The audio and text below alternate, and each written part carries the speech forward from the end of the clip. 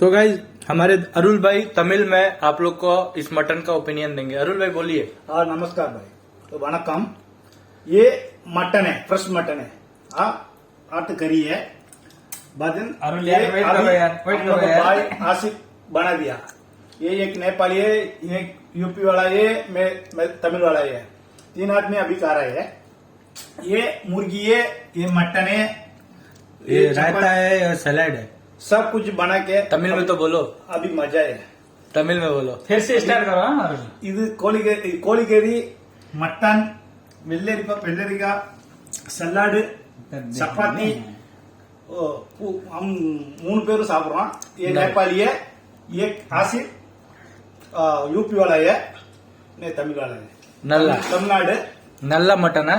Super mutton, like enjoy. Like share subscribe. आप start करो ये।